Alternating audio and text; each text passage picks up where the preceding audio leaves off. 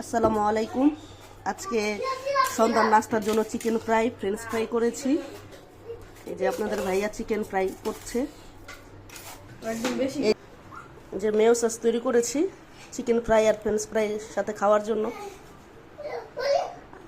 আলুর ছিলকাগুলো যেগুলো ছিল ওগুলো ভেজে আমরা খেয়েছি। এই যে এক রাউন্ড হয়ে গিয়েছে, এক রাউন্ড দেওয়া হচ্ছে।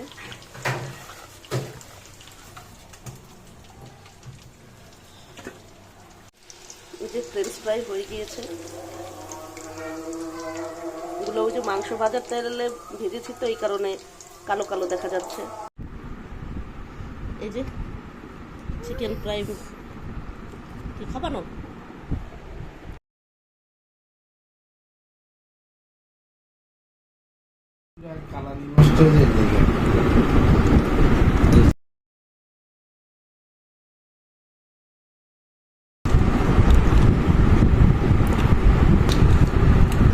মানে খরচটা বেশি।